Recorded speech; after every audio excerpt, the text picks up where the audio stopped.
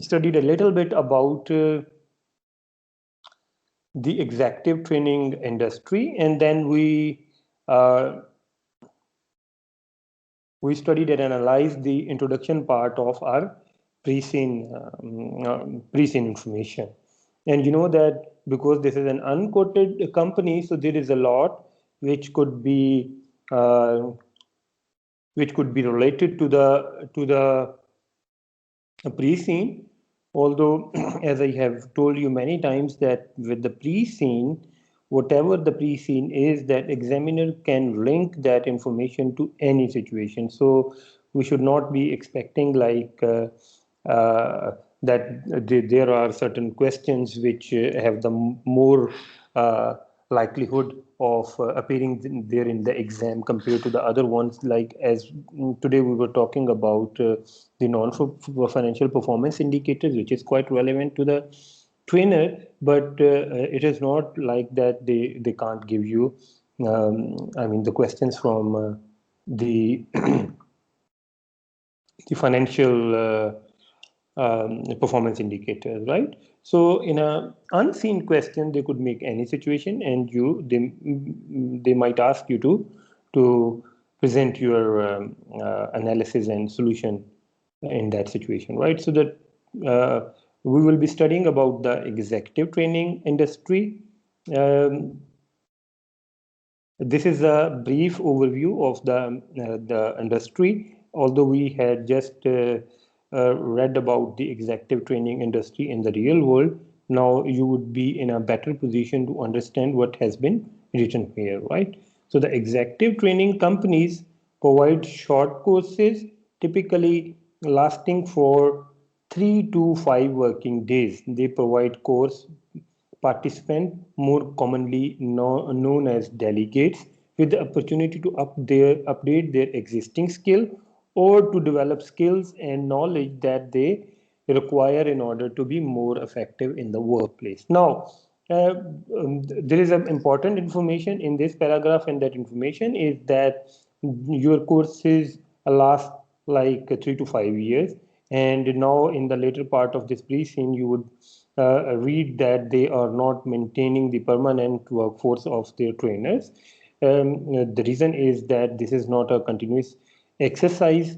There might be the patches during the year when there would not be any training activity. So they are primarily relying on the part-time trainers, right? So the trainer is in service industry and impart the skills in the professionals in order to determine the demand of the training. Training gap analysis could be carried out through the service, like no, as it's but your company is operating in a service industry. So in order to determine the demand of the training by various corporates in the territories where you are operating, you will have to make training gap analysis, which is obviously a very extensive exercise.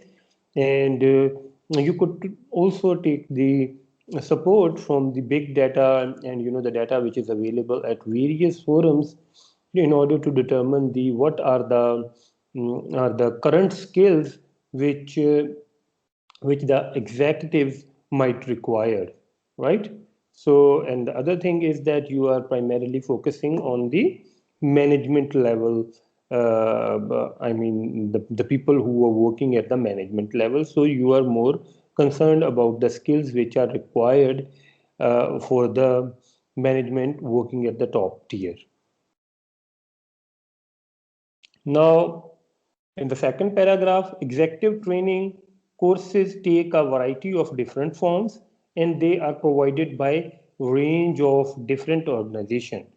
Many colleges and universities offer executive training courses, some of which are led by prominent academics. There are also many private sector training companies. So now this paragraph is telling you about the competitive environment of the training industry, executive training industry. Uh, so it's telling us that there are a number of service provider in the market. Therefore, everyone is price taker, right? Unless you would be creating a differentiation in your training content or in your courses, you would be a price taker and you cannot dictate your terms when it comes to pricing your customers. Further, barrier to entry are low, which means substitutes are available. The Porter five forces model is applicable to analyze the industry. We would analyze, like later on, we would be deploying all these models on your pre-scene analysis. Like once we would be done reading through it and understanding the industry and the company in detail, then we would start deploying the models on it. Like in a class, there would be a one class dedicated for this activity. So the cost structure of educational institutes gives them the advantage as their faculty must be engaged in regular. We have been told about the ecosystem of the training industry. There is a slide, like you would see that at the end of this executive training industry introduction, I would tell you that, what is the ecosystem of the training industry and what kind of players are there in the industry, right? So here we have been told that colleges and universities are also engaged in such kind of training courses. What is their advantage? Those guys are working for them on the permanent basis, and they are available to them all the around the year.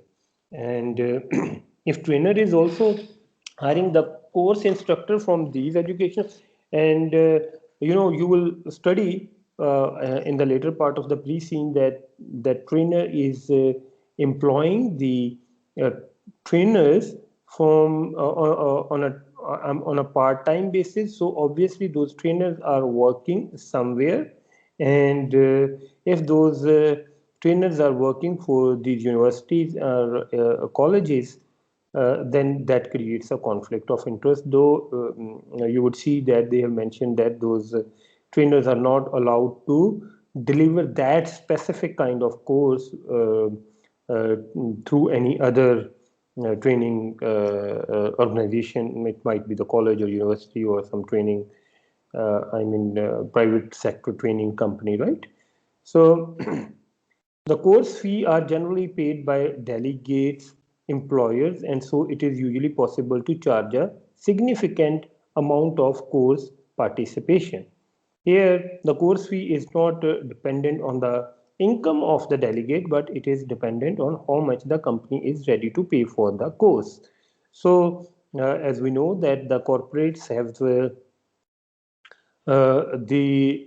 luxury of having the resources available on their disposal, so they won't mind paying a little bit higher if that course is delivering the value to them through the through the delegates who get the training through these training courses and then take the effective decision in the organization. So senior managers and directors are often entrusted with key decision, and so enhancing their competence through relevant training can be a highly cost-effective investment. Now, this is the cost and benefit analysis on the part of the company. They would obviously be translating the benefits that they would be achieving through imparting the skills in their management people, through the quality of the decision that would be taken by those management guys in the company. So improvement in the quality of decision taken, it's not be, it's by the management, represent the benefit from the investment in the course. Although it's a highly qualitative and subjective kind of cost and benefit analysis, but still the organization would be doing some cost and benefit analysis of the investment that they are making in achieving these in getting these training for their employees. Uh, the training is also potentially good for morale. Why this is good for morale? Because the personal development of any employee, no matter at what level they are working, motivates them. So when the management people or getting the training, they feel like their capabilities are being enhanced. If you would look at the Maslow theory of a hierarchy of needs, you would see that after a certain time period, the personal growth becomes the objective of the professionals, of the employees. So training is also potentially good for morale. So that would keep them motivated because they would be feeling like their organization is taking care of them and helping them to improve their personal skills. So courses provide delegate with an opportunity to step back from the pressures of running the business without requiring them to make use of their annual leave entitlement. Now, this is important information. Like the organization probably are deliberately doing it. They are giving a kind of a paid leave to their delegates, which they are utilizing to gain some knowledge, and they are utilizing that time period for their personal development, and that also give them a break from their hectic work routine. So now all these things are delivering the value to the organization, right? And that are also helping the organization to keep their employees motivated. And you know that the value, the concept of the defining value, and then generating and delivering, and then capturing value, so by the different partners in the ecosystem, we will study that as well, right? So the key performance indicator of the success of the course, its training doesn't just improve the professional competence but has a recreational value as well.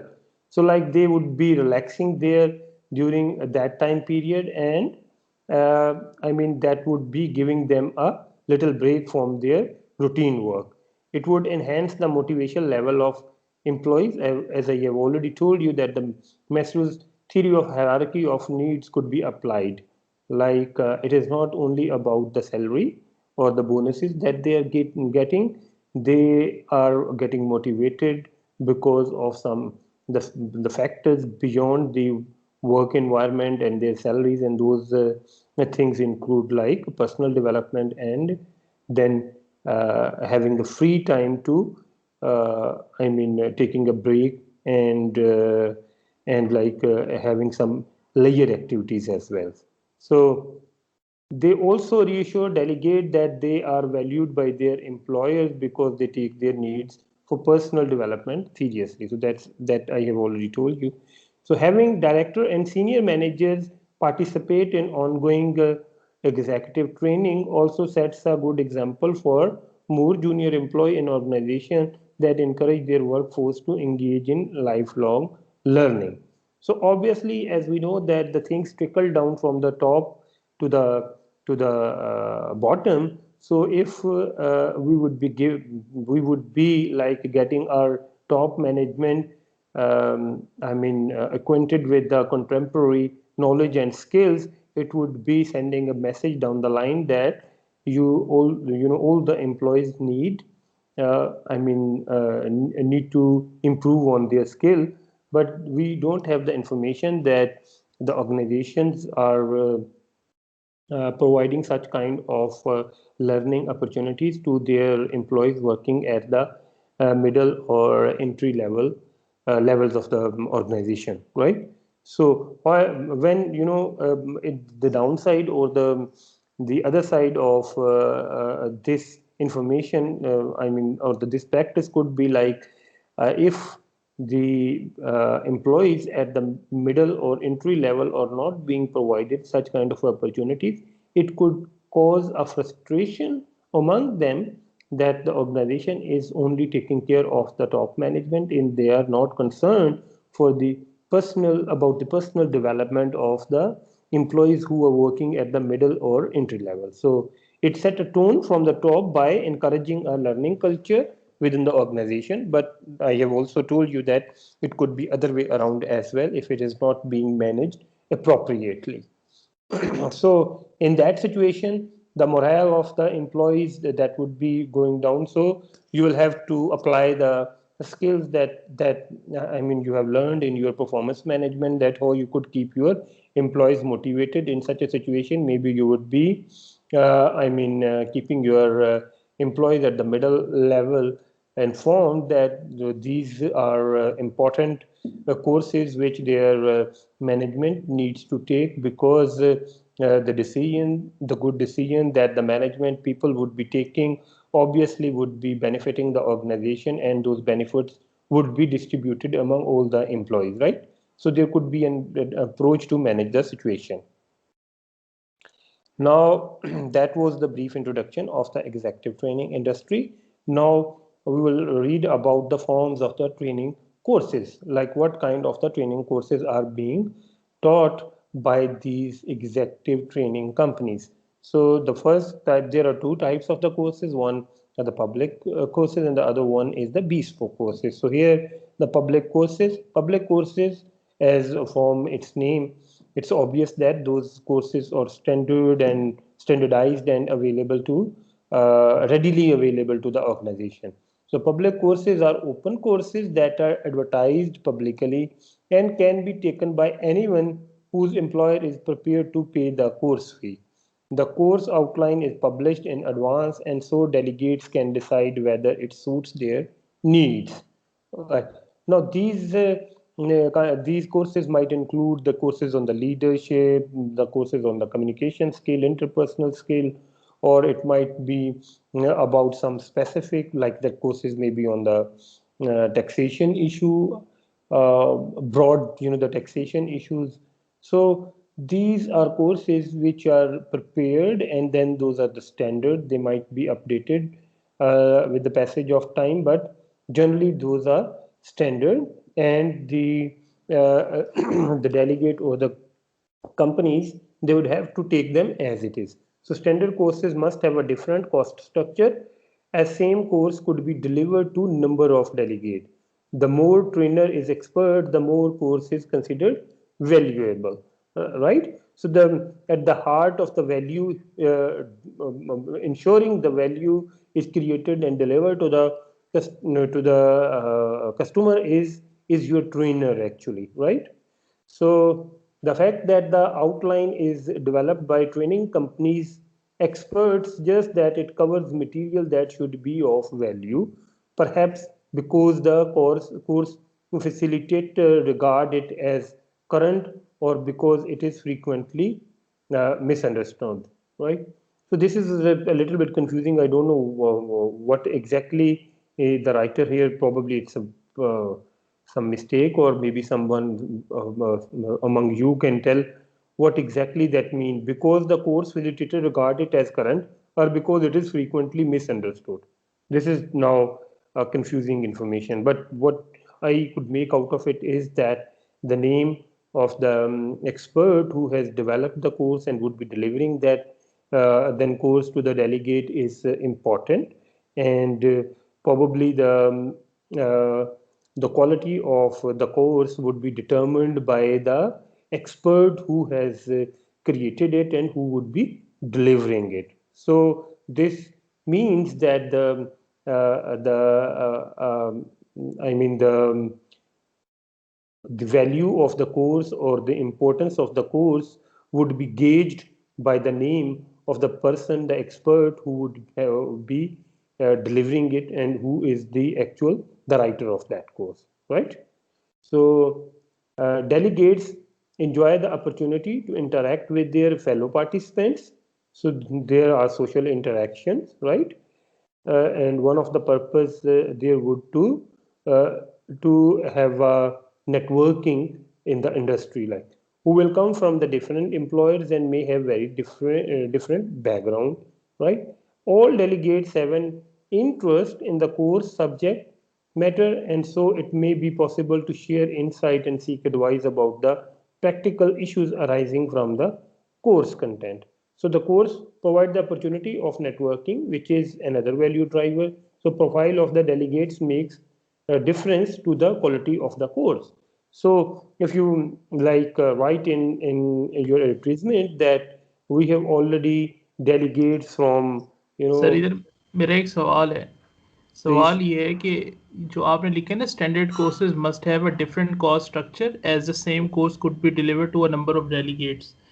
यहाँ पर basically इस paragraph के अंदर ये बताने की कोशिश नहीं कर रहा कि पब्लिक कोर्सेज की जो आउटलाइन है वो रेडीली अवेलेबल है, लेकिन Mhm. जो उसकी कॉस्ट है वो डिपेंड करती है कि ये आप कितने लोगों को ऑफर कर रहे हो। तो ऑब्वियसली अगर आप एक कोर्स को ज़्यादा लोगों को ऑफर कर रहे होगे तो आपकी कॉस्ट तो बैक एंड के ऊपर सेम रहेगी, क्योंकि आपने जो ट्रेनर को पैसे देने हैं वो और जो उसको आउटलाइन डेवलप करने की कॉस्ट है वो तो तकरीबन सेम रहेगी।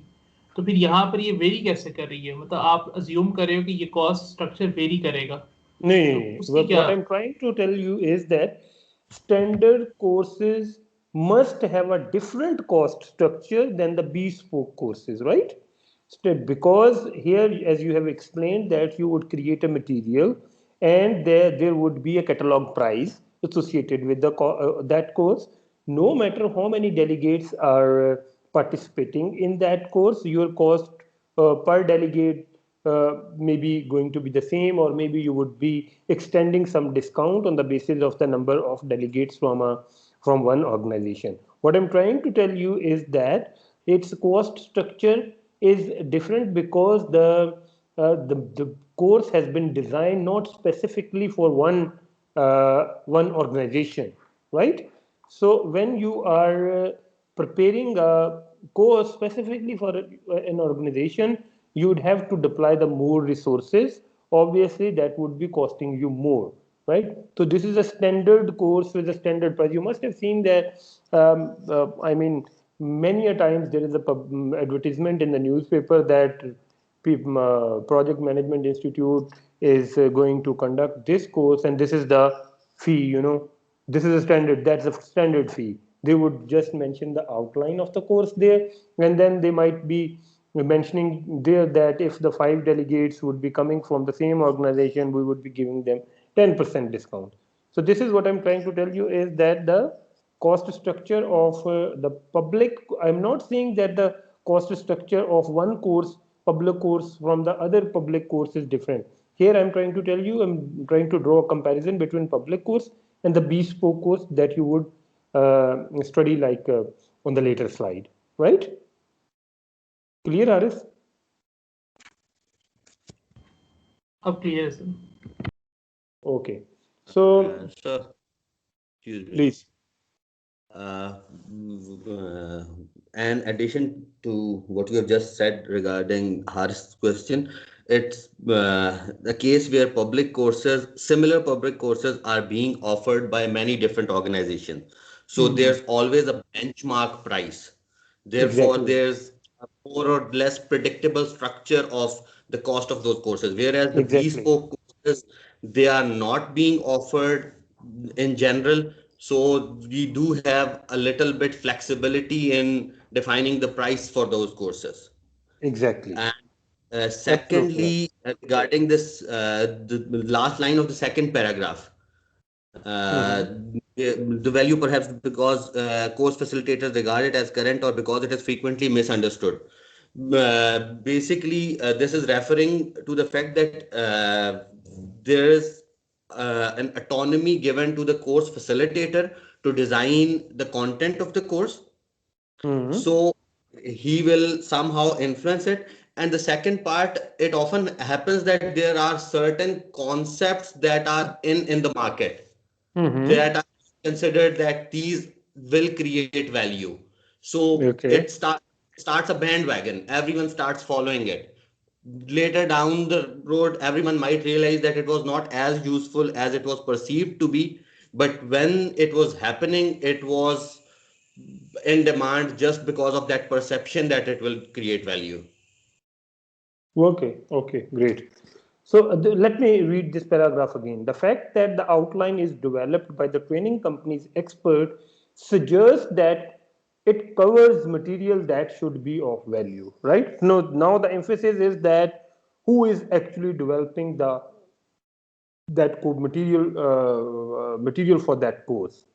perhaps because the course facilitator regards it as a current course facilitator, right? The whosoever is facilitating the course here in that case is the company trainer or their course manager as current, or because it is frequently misunderstood.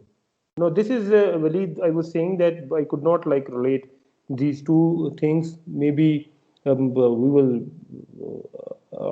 I mean, frequently misunderstood. This we can make it anything out of it. Like, I don't know. How do you explain it? Like frequently misunderstood. What does that mean? Sir, basically, these two things that the facilitator regards it as current, or because it is misunderstood, it is referring to the same thing that what are the current trends. Exactly. That's okay. So That's we understand. Yeah. that current could actually be what is important or Mm. something that is being perceived as important, but it might not deliver value. Okay. Hypothetically speaking, LUMS offers a course on negotiation skills. Mm-hmm. And I guess from past 4 or 5 years, every year, at least 5 to 10 people from our organization are attending that course.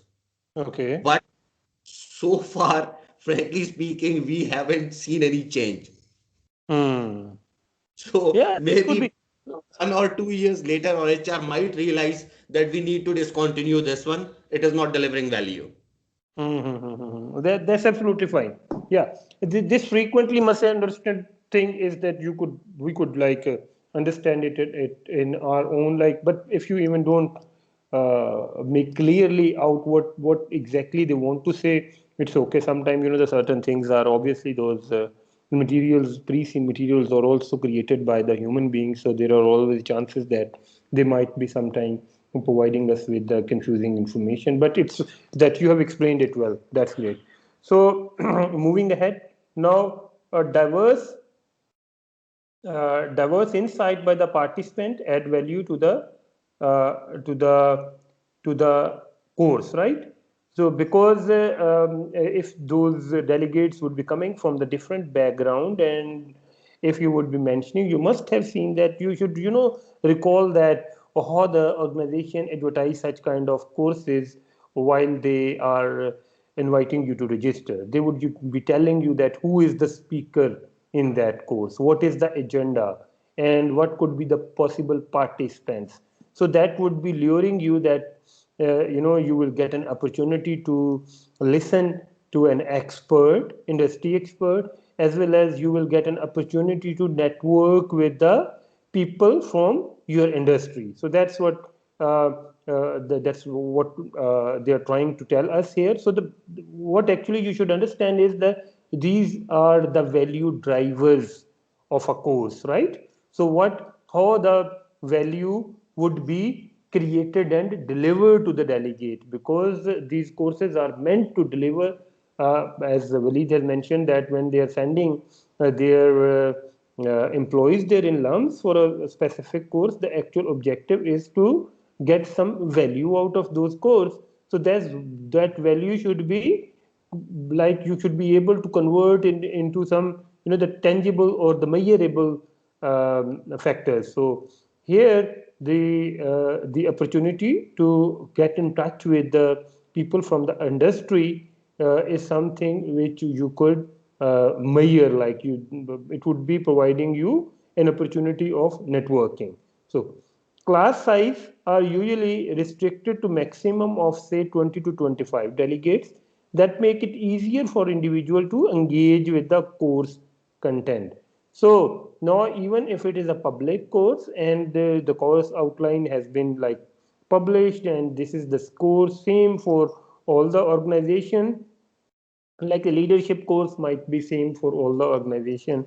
So again there they are restricting the number of the participant because they want to keep it effective and they want to make it interactive. So if you would be having a large audience, then you might be losing on achieving that objective, right? So the cost structure of course provided to the a group cost structure of the course delivered to individual. Like later on, you would see that in some certain instances, they would be providing the course. They would be delivering the course to the individual as well.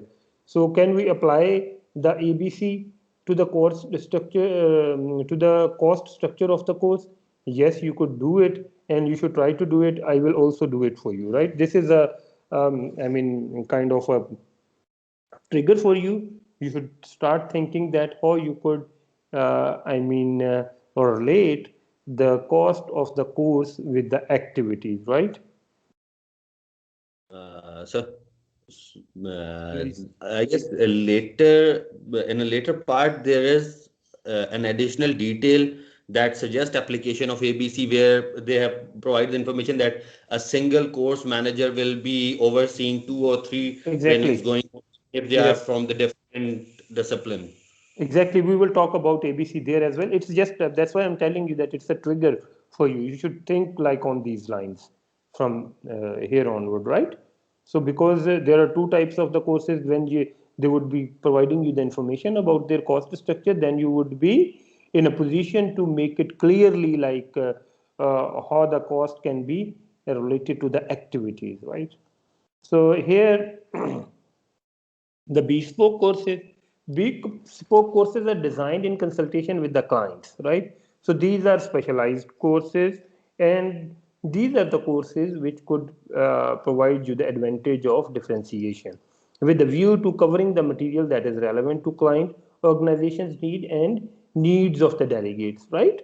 So these are the courses which are specific for the organization, like for specific course for specific organization, or specific course for specific delegate. So the course might cover a particular topic area from the perspective of the client's industry, or it may be designed to assist a particular group with their specific need. For example, if a company has recently appointed new directors, then it might develop a training course to help them understand their responsibility, right? So that course might be covering the aspects related to the governance, because the board members or the directors in the board, if they are talking about the board directors, they are supposed to understand the regulations related to the governance, and you might be aware of that there are some specialized courses that are required for to become, or to qualify to become a board member, certified board member courses, right? So the bespoke courses often give delegates an opportunity to relax and interact as a management team without the immediate pressure of being in the work environment. So here they're trying to tell you is that they would be conducting the courses at a place that would be away from their work. Class size for the bespoke course are determined by client but are generally small. In principle, it would be possible to offer training to an individual delegate as well. So that was my point, that okay, so if that was what the client wished. So how the cost structure of B course, a bespoke course, is different from the public course. It is different from the public course because you are sitting with the client, it because you are paid for the time, and you are spending, your experts are spending more time in structuring a specific course, and then that course might not be suitable to any other organization. So the cost structure, because the cost is related to the resources, and here in the bespoke courses you are deploying the more resources for a specific activity. So the cost associated with those courses would obviously be attributed to that bespoke, specific bespoke course. Value driver of bespoke course are different from the public course, right? Here, the value driver is that you would be achieving the specific objectives set by the organization.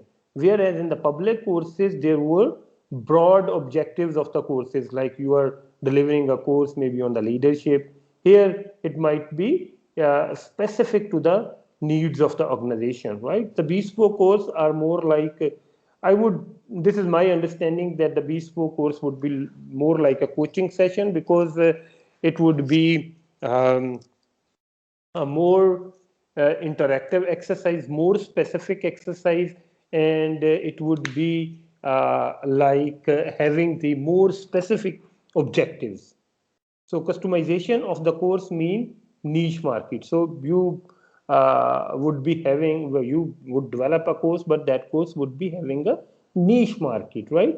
That course might be required by one organization, and it is very much possible that there would not be any other organization which might need that kind of course. So that would give you an advantage to charge a little premium price to your customer, because this is a kind of, and this is the kind area where you could create a differentiation, because not all the organization would be delivering those specialized bespoke courses. And this would also be the effectiveness of bespoke courses would also be dependent on the fact that how effectively you are interacting with your client to understand their specific need, and how you are designing a course to meet that need, right? To fulfill that need.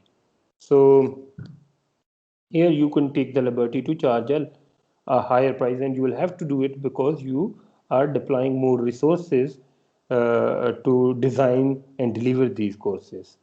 And impact of the digital technologies on business model of trainer, we will learn in detail about the impact of digital technologies here, just for a trigger for you, like how the learning management systems could affect the business model of trainer can have collaboration. And now from these two courses we have understood that these are being like delivered physically.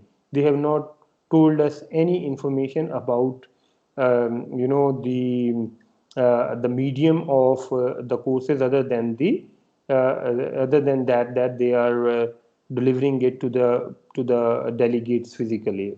So we could think about like digital platforms, and the digital technologies, that how those technologies could affect the current business model of trainer can have a collaboration with technology company to face. So we will read about these things in detail. I'll build that slide for you, and then we will discuss it, right? So the forms of the training courses, again, executive training courses take two main forms: either developing new skills for delegate, or updating delegates existing skills, right? So uh, if it about the new skills, then that must be requiring the more rigorous work, and to determine that what skills are exactly required for delegate, that would require you to work closely with the industry. The early career of company director and senior managers typically start in a functional or professional area. In many organizations, like if you talk about the Boeing company, Boeing, which produced the airplane, everybody is engineer. Everybody is inducted their engineer, and after spending few years in the technical area, then they are given a opportunity, like they could move to the other department. So in such a situation, when you have not been exposed to the functional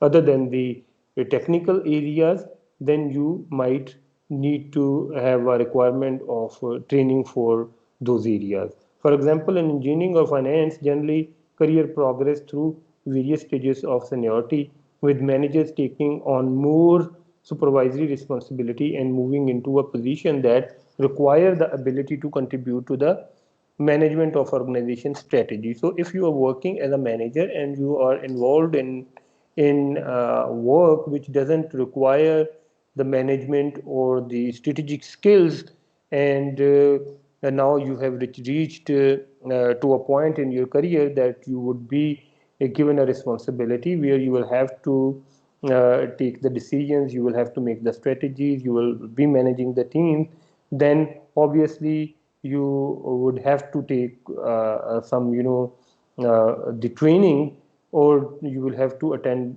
the courses which would give you that how you could become a effective manager.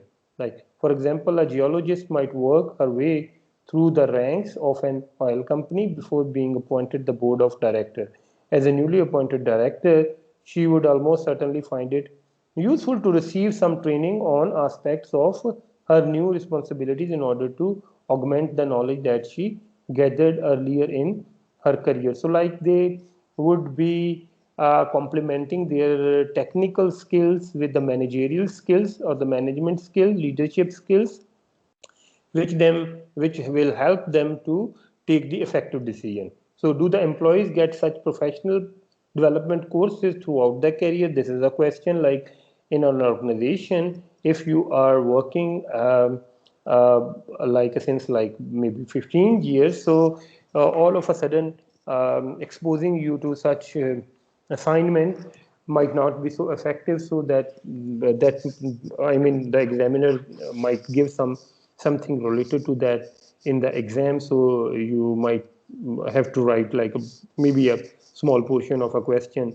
about it, that how it could affect the effectiveness of the manager or the member of the board of director. Although as I've already told you that to become here in even the Pakistan, to become a member of the board of director, you have to take a certification. They call it the board director, certified director or something. I can't recall exactly, but that gives you a idea about the governance issue and the labor laws and all the broad the information that you require to become an effective board member.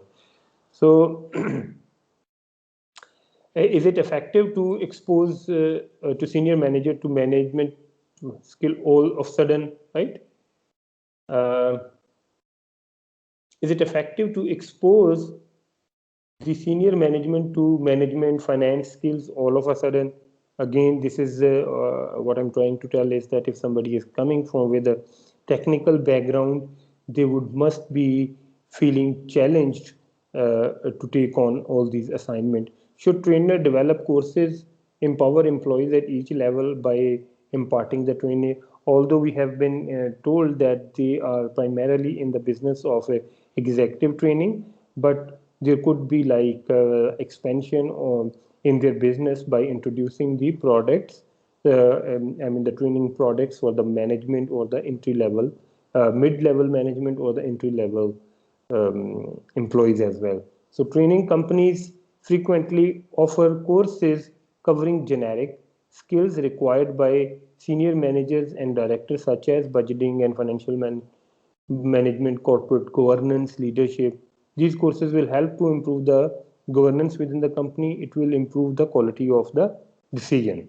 So now, okay, more on the forms of training courses. Training companies also provide courses that update or extend skills and knowledge in ways that are appropriate to professional background of senior managers and directors. For example, the following courses might be offered to HR professionals, right?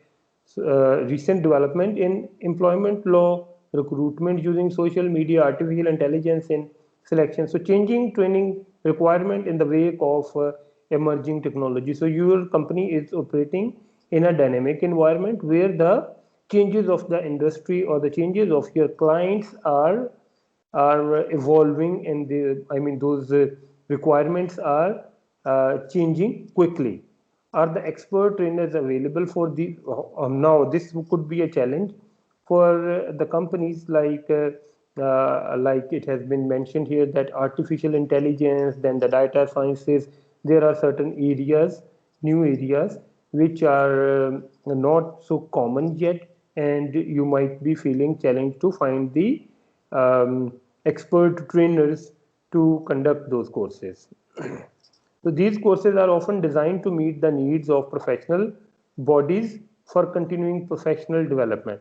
For example, the Northland Institute of Personnel and Development require its member to complete an annual return that confirm they have taken appropriate steps to remain current. Now, this is a common practice by all the professional bodies. Inshallah, once you would become a CMA, you would see that CMA also require you to file certain type of professional development units, or they would call it like there's some different name, but you would be like telling the SEMA that during the year you have attended some courses or you have read some new knowledge areas. So I mean the objective is that you would trying to tell them that you are updated with the changing environment. So these courses will help to improve compliance. Mandatory courses will be less sensitive to price, right? So now if there is a regulatory requirement, then the organization has no option. They will have to train their employees for those courses. So as you know that regulatory requirements are normally mandatory. So those would be leaving organization with no option but just to send their employees to participate or to take those courses. So that can give you an advantage to take a little advantage of charging a higher prices because of the insensitivity or the inelasticity of the demand for such kind of courses, right? So for example, the Northland Institute of Personnel Development requires members to complete annual return that confirm they taken appropriate steps to remain current. While that requirement can be satisfied in several ways, members can demonstrate compliance by participating in formal training as well, right? So, I mean, there are various ways you could communicate to the professional body that you have updated yourself on the contemporary I mean the contemporary knowledge. The one way is that you take some courses. This holds true for PMP, for SEMA, for all the other professional bodies. You could do it like this is kind of a very practical thing. There is a considerable competition in this industry. Okay, new training companies require little initial investment, so the entry to barrier are low as far as the investment is concerned. Okay, and most large hotels rent out meeting rooms that are fully equipped with all of necessary radio visual equipment required for presentation. So the major part of your cost would be variable, like you would be you're renting or you would be hiring the services of the hotel only when you would be conducting the course. So trainers are often employed as a contractor for the duration of their course. Now this is another important part of the piece of information, like the organizations, these training, executive training organization are not maintaining the permanent force of the trainer. So trainers are expected to use their own laptop and presentation software. Okay, so uh, it might involve some copyright issues as well, whether those softwares are allowed to be used public or not. Hypothetically, I mean, otherwise we all know that those software like the Microsoft present PowerPoint, etc., they don't stop you to use these tools for delivering the presentation at commercial level. Okay, so Porter 5 forces model could be applied. Barrier to entry, the rivalry among the current players, and then there's some other if you are familiar with the Porter's 5 forces model, you know that how could you the buyers part, the suppliers part, etc. So you would be evaluating it on the basis of the forces which would be determining the competitiveness of that industry. So Porter 5 forces model could be applied to determine the competitive landscape of industry. Less initial investment required, negligible investment in equipment, because as we have been provided with the information that even the laptop that would be used during the course would be the ownership of the trainer. So this shows that in this company you won't be having too much capital intensive equipment, right? You won't be having the fixed asset. Less fixed cost mean more flexibility to adjust with the changing demand. If you would be having obviously the if less fixed cost, it means that if there is a recession and there is a low demand for the services that your company is providing, you could survive it because you would won't be having too much fixed cost on your P&L. So changing requirement in the way we are already done with it. Now the forms of training further. A low setup cost mean that there is a steady flow of newly established training companies. The resulting competition also means that there is a very high failure rate, with many newly established companies struggling to generate sufficient revenue to remain viable. Right. So sustainable business model requires the continuous cash flow. Okay, so if you won't be having a continuous cash flow like any other business, you won't be able to survive. From the cost structure, we have the information that has been given here that we would be paying a major portion of your revenues to the hotel and the trainers. So that tell us that although we would not be investing too much in the fixed assets, that's why we won't be having too much fixed cost. But at the same time, we should also have the understanding that in such kind of a business, your variable cost would be quite high, and a major portion of your revenue would be paid towards towards these variable costs, right? There are relatively few well-established training companies. These companies generally rely heavily on repeat business from corporate clients who often work closely with the training providers to develop relevant training courses for their senior management teams. Now, it looks like a monopolistic competition. It has been told that yes, the entry to barrier are low and there is a steady flow of the new training companies, but it has also been told that they can't survive because of the competitiveness of the business environment. So there are few well-established training companies, and they might be competing with each other. So it is a kind of a monopolistic competition, right? A reliance on in monopolistic competition, you could charge a higher price on the basis of differentiation only, right? So in case of the public courses, you might not have the luxury of charging a premium price to your customer, but as far as the bespoke courses are concerned, you could take little advantage on the basis of the differentiation you are offering to your clients, right? There are relatively okay. Then the bespoke courses are the competitive can provide the competitive advantage and ensure repeat business, right? So uh, there are relatively sir few इससे small. इससे एक ये influence ये भी तो निकलता है ना, जो इसने लाइन लिखी हुई है कि rely heavily on repeat business from corporate clients who often work closely with training providers, कि बेसिकली ये सारा रेफरेंस बेस्ड जो है ना आपके पास क्लाइंटेल आ रहा है, ठीक है, इसे ट्रेनर के पास ये भी तो एक इन्फ्लुएंस निकल सकता है कि इनकी जो एडवर्टाइजमेंट है वो ही पुअर हो, ठीक है, जिसकी वजह से जो है ये जो इसके अलावा जो कस्टमर्स हैं उनको ना अट्रैक्ट कर रही हूँ, ये एक बात है। दूसरी बात ये आपने Okay. लिखी है कि आपने लिखा है कि मार्केट के रिलायंस और repeat customers mean that market is not growing. ये भी तो अजम्पशन ली जा सकती है कि मार्केट हो सकता है ग्रो कर रही हो, लेकिन इनके बिजनेस मॉडल के अंदर क्योंकि बिजनेस जो है वो ये लेकर आ रहे हैं, ट्रेनर्स लेकर आ रहे हैं, तो इसकी वजह से जो इनफ्लो है वो ज्यादा है इस एस्पेक्ट का। Okay, this information, Haris, is not about the trainer. This is the information of the industry, the first thing. So they are talking about all the organization. It is not specific to the trainer. So whatever facts that have been mentioned here are not only related to trainer.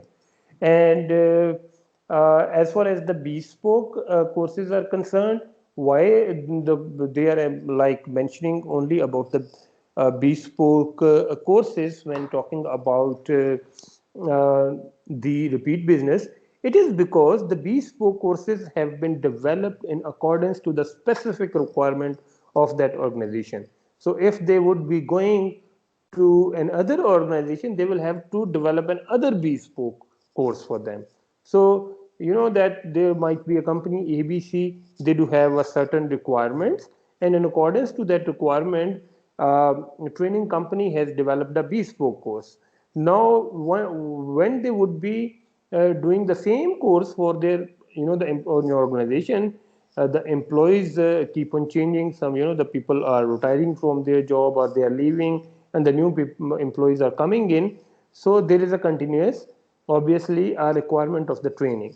So if they would like their newly joining employees to have a certain, you know, the skills, they would be like going back to the same company, because that bespoke course has already been designed, and they, if they are satisfied, obviously only then they would go back to that company. So I mean, even in the bespoke course, when a client is coming again or it's a repeat business, they might be charging a little lower than the previous, like the time, like the first time they might be charging them higher, the next time they would be giving them some discount. And this is in benefit of both the training company and the corporate to, I mean, once a bespoke course has been developed, it is in benefit of both the training company and the corporate to, I mean, take the benefit of that course again, instead of going to a new, I mean, the training center, right? ये So ये analogy B spoke के अलावा जो public course है उस पर भी तो एप्लीकेबल हो सकती है, कि हो सकता है वहाँ पे भी रिपीट बिजनेस आ रहा हो, जस्ट बिकॉज कि वो जो बंदा ट्रेनिंग दे रहा है वो उसने इतनी अच्छी ट्रेनिंग दी this है could कि वो obviously, exactly, it could be true for the public courses too. But in public courses, as I have already told you, that in the public courses there would be a more competition, because those courses are general, like those are not very so specialized. I mean, those might be specialized, but those are not so specific to the organization, right? So a leadership course, yes, there might be a trainer who is so good in delivering that course. So you might be sending your delegates again to the same training center. Absolutely fine. I agree with you. But when we talk about differentiate bespoke course from the public course, because the bespoke course has been prepared in accordance to your specific requirement. So there are, you know, there is a huge possibility that the customer would be coming back to you only. So in these, in when it comes to like the bespoke courses, so the possibility of the repeat customer is much higher than the repeat business in the public courses, right? I'm not outrightly saying that, or I'm not excluding the possibility that there would not be a repeat business in public courses. It might be, right? But here in the bespoke courses, the probability, the possibility of getting a repeat business is much higher than the public courses, right?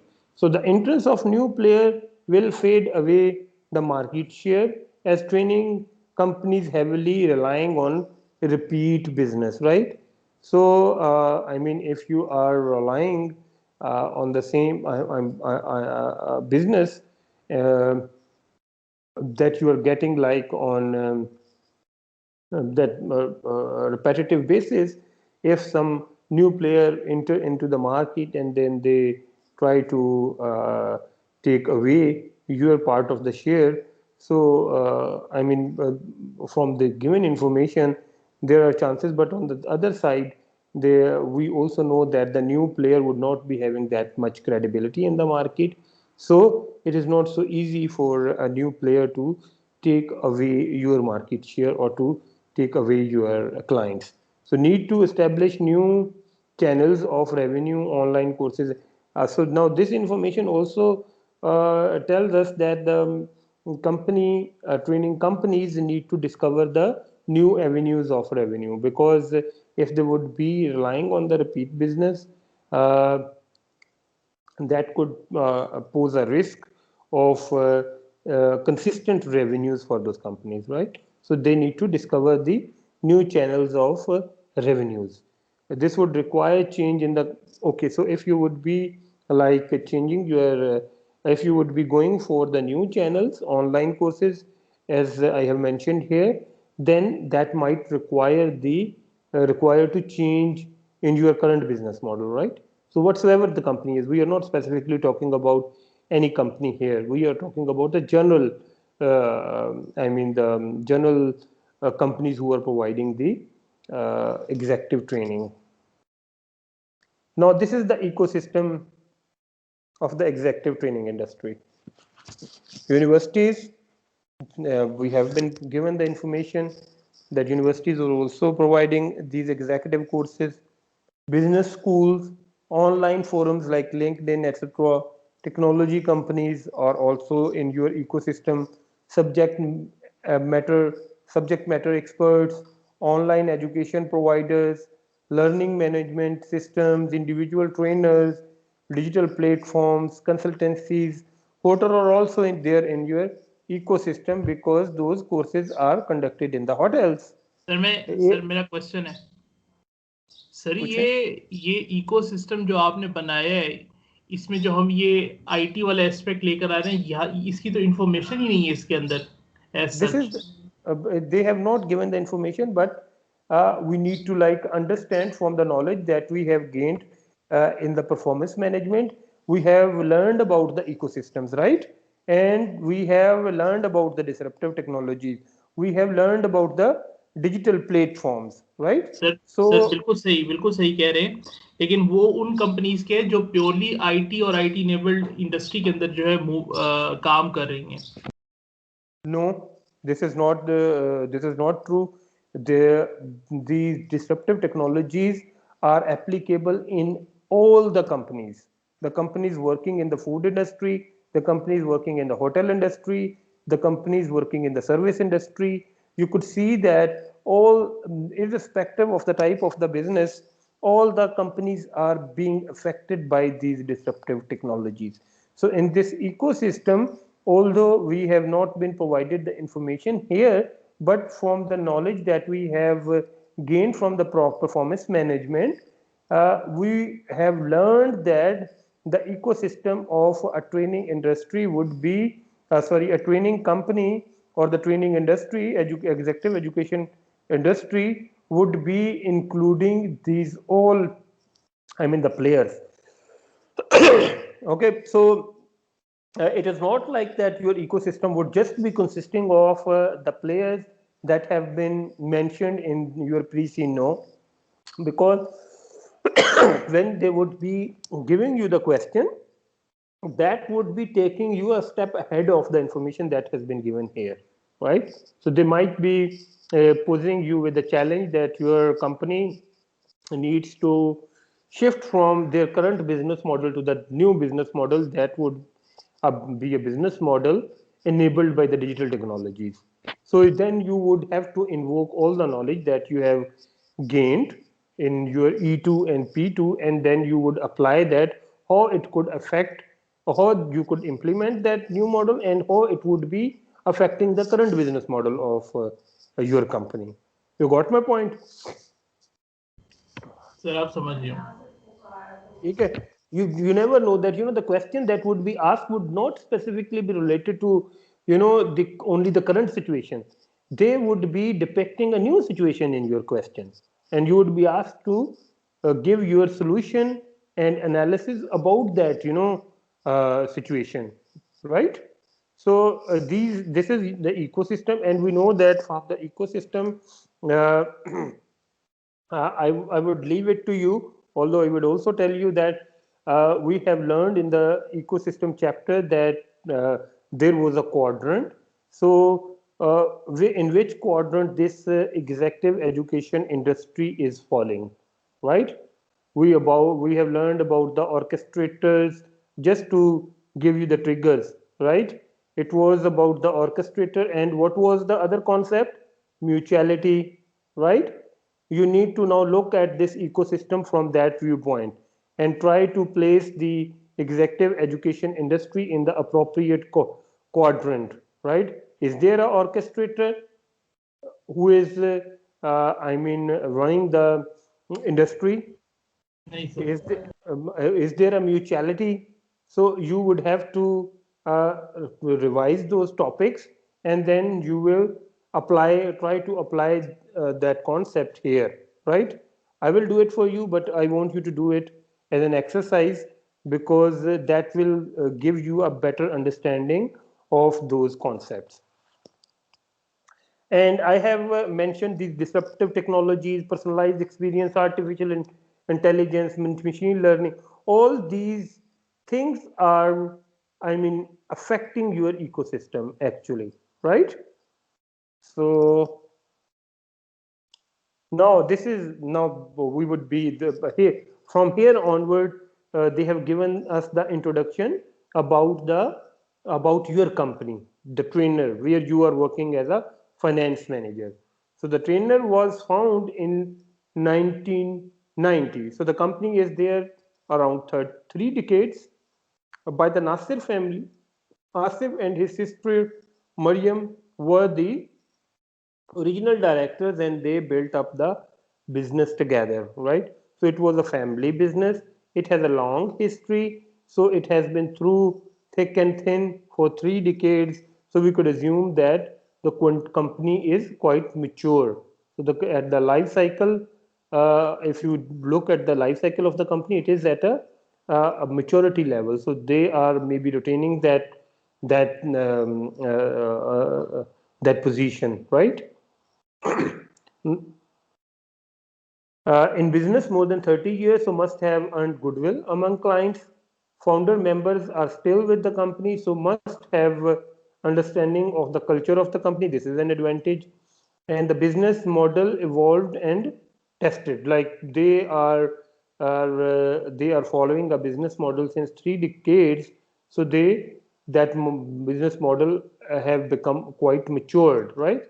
So this is an advantage and a disadvantage as well, because if you are following a strong business model and you do have a conviction on it, that creates like a problem for you to accept the changes and to adopt the new business model, right? Asif and Mariam are on trainers board. Asif as executive chair and Mariam as a chief executive, right? So CEO and the chairman are different, which is good for governance. These position needs to be different in organization. We know that the role of the chair or the chairman is to ensure the governance, whereas the role of the chief executive is to run the company.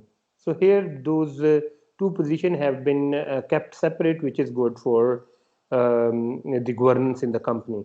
Trainer's head office is in Northland's capital city. So capital city mean that more sophisticated audience. Wide variety mean that there is a product. Okay, it offers a wide variety of courses that are generally 3 to 5 working days in duration, which is longest with its longest courses lasting 10 working days. So on average, the courses have a length of 3 to 5 working days, with some might be having a working duration of the 10 working days as well. 10 working days mean 2 weeks courses, right? And 5 working days mean 1 week courses. So wide variety mean that there is a product mix, and whenever there is a product mix, the concept of the ABC Waleed that comes into action, right? You will have to allocate your overhead cost to the each product in order to determine the product profitability. Here your product is the course, right? So you would be attributing the overhead cost to each course in order to determine its profitability. Overheads need to be allocated to each course. Short course mean quick turnaround time of the company resources. Now you should think that how you would be allocating the overhead cost to the courses. It might be on the basis of the duration. Okay, it might be on the basis of the delegates. It depends, like you might be given a situation, and in accordance to that situation you would decide that how you would be allocating the overhead cost among the various products. So trainer is based in an office building that it owns and uses as a base for 60 staff who are split between administration and accounting, global marketing, and course management. So there are they got their own building, which gives them an advantage because they got asset on their balance sheet, which could give them a leverage to raise the finances. Maybe if they would be going for a bank financing, having a building in company's ownership could give them advantage. And then there are departments, and those departments could be considered as the responsibility centers, right? So then the concept of the performance of the responsibility centers came here. Like you could apply those, you could refresh and apply those concepts in order to determine the performance of each and every responsibility center, and all the, you should also remember all the associated concept with the responsibility centers. We studied this chapter like a few days ago, so you might recall. There are also 3 overseas sales office, each of which is incorporated as a 100% subsidiary in its host country. These employ a total 24 staff whose job is to market courses to potential delegate from the countries, from the host countries. Now, those sales offices might also be considered as a responsibilities centers, and you would be evaluating their performance on the basis of the authority given to them and the control on the basis of the controllability factors. We studied about the controllability factors today. So, owned office building mean stable fixed asset base which could help to secure finances. International office are owned by trainer, that we have not been given the information. Uh, different department would be treated as responsibility center. I have already explained you. It owns subsidiaries and could acquire more companies to expand, right? So they got their sales office there at 3 different places, and in order to expand there, they could establish the new offices. That expansion could be like establishing their own offices, or they might acquire some other training company or some, you know, the companies who are in the business of advertising the education related products. So it owns subsidiaries and could require more. International companies mean consolidation and translation issues, right? So currency exchange, currency exchange and translation issues, currency translation issues, you need to be aware of these concepts, right? Because your sales would be in the different currencies. If you are receiving the delegates from the international destinations as well, so it exposes you to the exchange rate fluctuations. Trainer is exposed to the currency exchange risk, right? Now, head office staff are split into 3 main departments: administration, accounting, global marketing, course management, right? Each training course has a designated course manager who liaises with delegate before they travel and who will be present at the venue to supervise the course and deal with any problem or concern that arises. Now I mean, this course management team, the course manager, he would be playing a pivotal role in the success of the course. In addition to the expertise of the trainer, this is the guy who would be making your course a success, right? So we will read about the course managers in detail. Now, marketing activities. Trainer has an extensive client base that is drawn mainly from regions that had developing economies until relatively recently, right? but that have transitioned to maturity. Now, having an extensive client base means that demand is less volatile and is a strength for trainer for generating the repeat business, right? So, senior manager in developing economy mean that have not strong education background base. Now you could assume this is an assumption like the if a economy is developing and they are like enter to developing stage recently, it means that the people who are working at the senior management level, they might have spent their youth in a time when their countries was underdeveloped, and we all know that in underdeveloped countries the standards of the education are not so good. So these senior managers might not be coming from a might not be coming with a very good education background, right? The countries in those regions frequently have large number of professional people who occupy senior roles within indigenous and parastatal organization. The parastatal mean the government-owned organization. So those managers are typically graduate and have significant business experience, right? So those are the graduate, and but their strength is their business experience. They share the same needs as managers from more developed countries to receive training sir that ये challenge them by sir ये exposing them to new ideas. Please. Sir ये आपने assumption कैसे लिए senior managers in developing country mean that they have not strong education base. They have given us the information developing economy until relatively recently, right? So it means that those countries have entered into the developing stage recently, right? So this we नहीं, assume until that until relatively recently, but they have transitioned to maturity. maturity, they have transitioned to maturity now, like it's a one decade. If we talk about Pakistan, or let's take the example of the China. They have they have entered into the developing economy like recently. People tell that let's take the example of Dubai. That would be easy to understand. Dubai entered into the developing stage, and still they are in developing stage, but they are now quite mature. And you must be having an idea that they were deficient of the qualified human resources, and they were importing the people from around the world.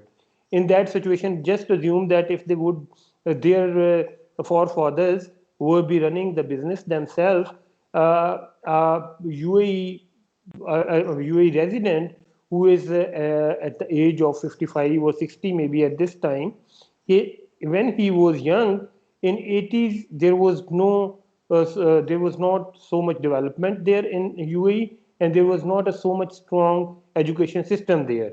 So those people were not equipped with the contemporary, I mean the contemporary education. Probably with this example, I could explain you that why I'm taking this assumption. But this is an assumption. Uh, we could challenge this assumption. But from the Dubai's example, probably you could understand it that what exactly I want to say.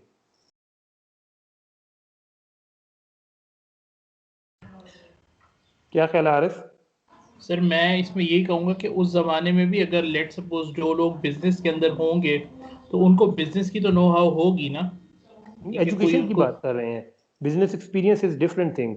We accept that they got a business experience, but I'm just trying to trying to tell is that if some country has just entered into the developing stage, although they have got the maturity in their developing stage, in developing economy stage, but the people who would be holding the senior positions, they must we are taking the assumption that they are like the people in their 50s, or maybe this is all assumption. I'm saying that you could challenge it if somebody is young. Sir मैं इसकी they example they दूं एक they please they Like businesses over here, if even if you are doing some small scale businesses, you still need to have some training courses which are approved by the government.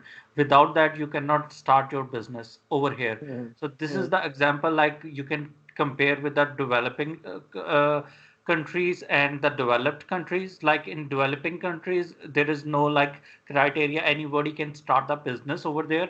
But mm. over here, it's not like anyone can start a business without the Exactly, training. exactly, exactly. Yeah, I have given you the example of UAE. That is a very relevant example. And you would see that their management position were being held by the foreigners. Still, their management position are being held by the foreigners. And now they have started a program which called, I don't know, UAE nationalization, something like Emiratization. They call it Emiratization. Now they prefer to induct the Emirati citizen compared to the foreign citizen, because now their population, their young lot is quite educated, right? So if you are familiar with the working environment in UAE, I have been there and I know the background, so probably I could understand it more clearly.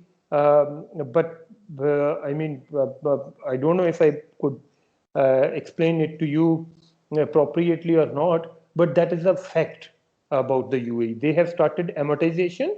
Amortization is mean that they would be inducting their own nationals. They would be giving the preference to their own national now. And the reason is that their youth is now quite educated, right? But if we look back like 15, 20 years ago, they were not having so much educated people, although they had the money and everything.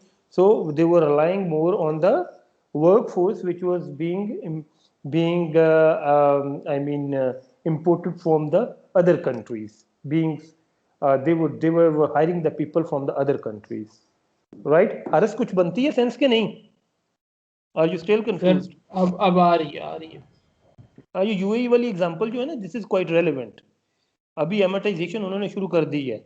It means that कि they feel like their own workforce is ready to take on the challenge now. They are, they are educated and they got the skills which are required to run the business.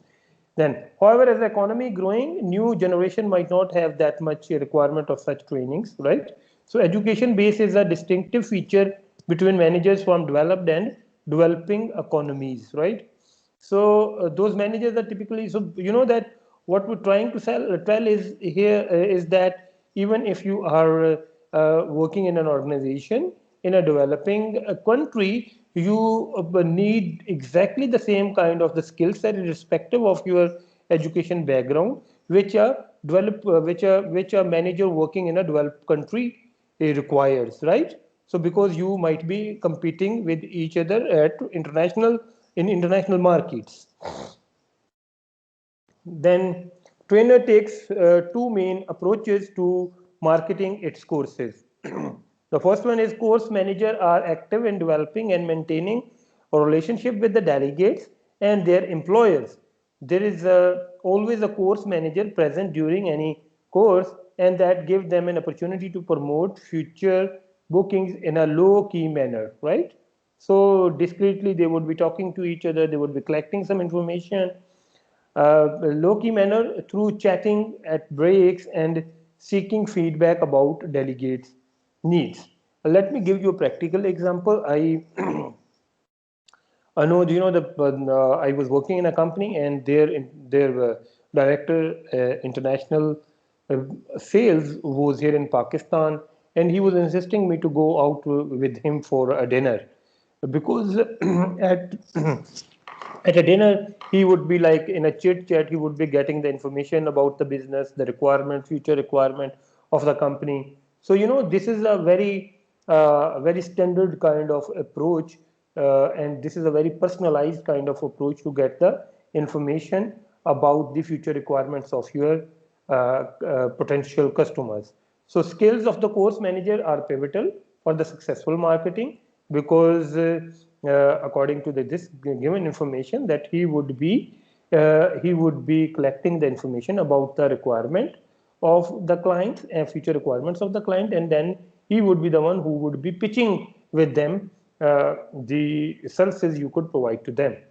And promoting new products with the current client primarily through networking, which needs interpersonal and communication skills, right? How course managers store and analyze information received from delegate? That is an important question, because if some course manager would be leaving your company, then what